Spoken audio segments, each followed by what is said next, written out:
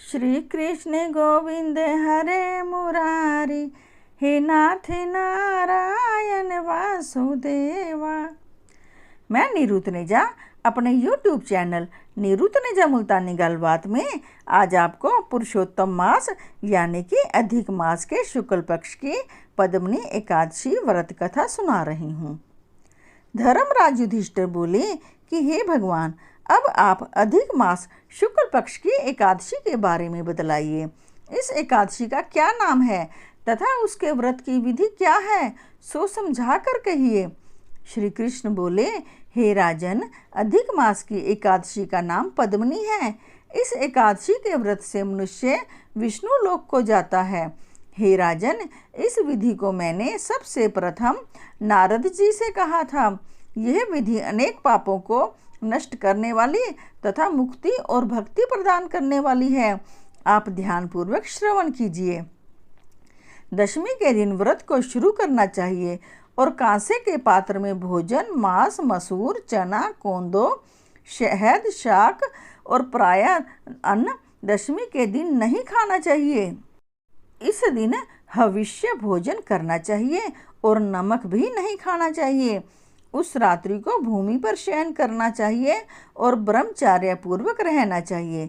एकादशी के दिन प्रातः उठकर नित्य क्रिया से निवृत्त होकर दातुन करनी चाहिए और 12 कुल्ले करके पुण्य क्षेत्र में स्नान करने चले जाना चाहिए।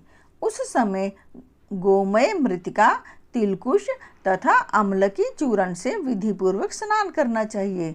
स्नान करने से प्रथम शरीर में मिट्टी लगाते हुए उसी से प्रार्थना करनी चाहिए, हे मृतिके, तुमको भगवान से सतबाहु रूप धारण करके निकाला है।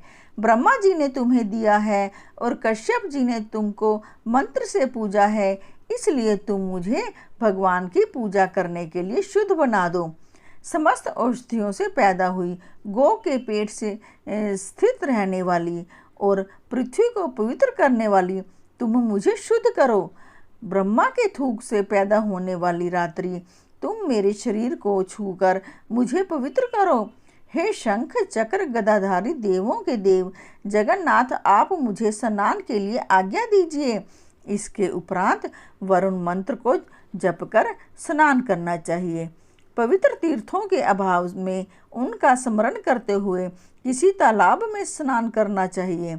स्नान करने के पश्चात स्वच्छ वस्त्रों को धारण करके तथा संध्या तर्पण करके मंदिर में जाकर भगवान की पूजा करनी चाहिए। स्वर्ण की राधा सहित भगवान की प्रतिमा या पार्वती सहित महादेव की प्रतिमा बनाकर पूजन करें।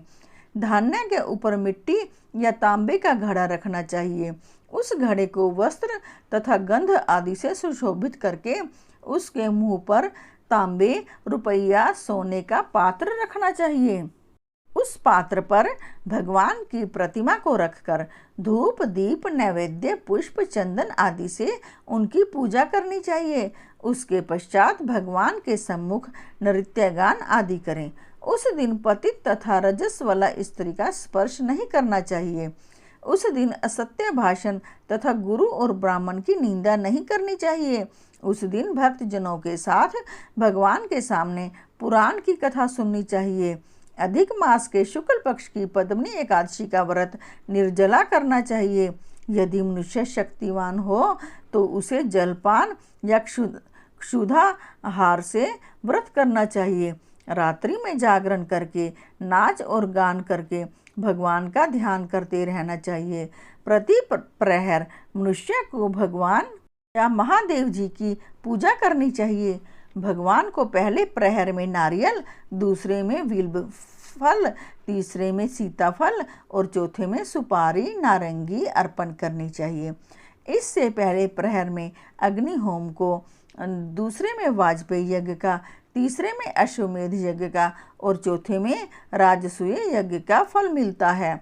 इस फल से अधिक संसार में न यज्ञ है, न विद्या है, न तप है, न दान आदि है। एकादशी का व्रत करने वाले मनुष्य को समस्त तीर्थ और यज्ञों का फल मिल जाता है। इस तरह से सूर्योदय तक जागरण करना चाहिए और स्नान करके ब्राह्मणों को भोजन कराना चाहिए। सब पदार्थ भगवान की प्रतिमा सहित ब्राह्मण को देना चाहिए। इस प्रकार जो मनुष्य विधि पूर्वक भगवान की पूजा तथा व्रत करते हैं उनका जन्म सफल हो जाता है और इस लोक में अनेक सुखों को भोग कर अंत में विष्णु लोक को जाते हैं। हे राजन, मैंने आपको एकादशी के व्रत का पूरा विधान बतला दिया। अब जो पद्मनी एकादशी का भक्ति पूर्वक व्रत करते हैं उनकी कथा कहता हूँ, ध्यान पूर्वक श्रवण कीजिए। यह सुंदर कथा पुलस्त्य जी ने नारद जी से कही थी। एक समय कार्तवीर्य ने रावण को कारागार में बंद कर रखा था।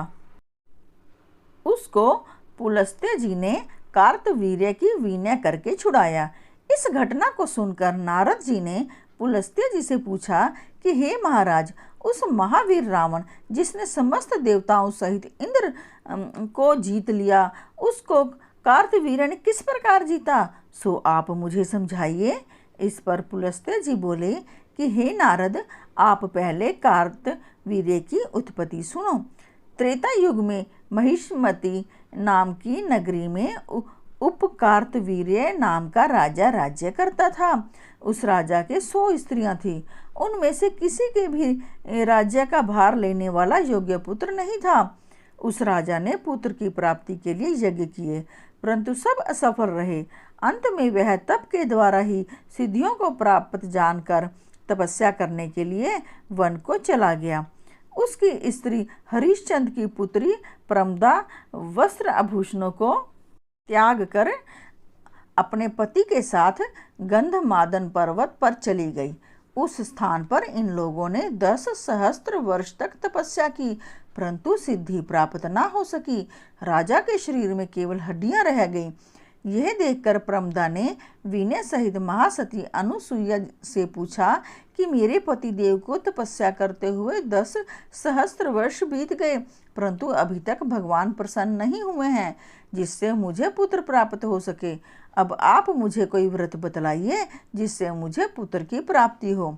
इस पर अनुसुईया जी बोली कि अधिक मास जो कि 32 महीने बाद आता है, उसमें 2 एकादशियां होती हैं, जिसमें शुक्ल पक्ष के एकादशी का नाम पद्मनी और कृष्ण पक्ष की एकादशी का नाम परमा है। उसके जागरण और व्रत करने से भगवान तुम्हें अवश्य ही पुत्र देंगे। इसके पश्चात अनुसुईया जी ने व्रत की विधि बतलाई। रानी ने अनुसुईया की बतलाई हुई विधि के अनुसार एकादशी का व्रत और रात्रि में जागरण किया। इससे भगवान विष्णु उस पर अत्यंत प्रसन्न हुए और वरदान मांगने के लिए कहा। रानी इस पर भगवान की स्तुति करने लगी। रानी ने कहा, आप यह वरदान मेरे पति को दीजिए। प्रमदा के वचन सुनकर भगवान विष्णु बोले कि प्रमदे, मल मास मुझे बहुत प्रिय है, जिसमें एकादशी का व्रत तथा रात्रि जागरण तुमने विधि पूर्वक किया, इसलिए मैं तुम पर बहुत प्रसन्न हूँ। इतना कहकर भगवान विष्णु राजा से बोले कि हे राजेंद्र, तुम अपनी इच्छा के अनुसार वर मांगो, क्योंकि तुम्हारी स्त्री ने मुझको प्रसन्न किया है। भगवान की सुंदर वाणी को सुनकर राजा बोला कि हे भगवान, आप मुझे सबसे श्रेष्ठ, सबके द्वारा पूजित तथा आपके अतिरिक्त देव, दानव, मनुष्य आदि से अजय उत्तम पुत्र दीजिए। भगवान उससे तथास्तु कहकर अंतर्ध्यान हो गई। वह दोनों अपने राज्य को वापिस आए। उन्हीं के वह कार्तवीर्य उत्पन्न हुए थे। वह भगवान के अतिरिक्त सबसे अजय थे। इसी से उन्होंने रावण को जीत लिया था। यह सब पद्मनी के व्रत का प्रभाव था। नारद जी से इतना कहकर पुलस्त्य जी वहाँ से चले गए। भगवान बोले, हे महाराज, यह मैंने अधिक मास के शुक्ल पक्ष की एकादशी का व्रत कहा है। जो मनुष्य व्रत को करता है वह विष्णु लोक को जाता है। विष्णु भगवान की जय। श्री कृष्ण भगवान की जय।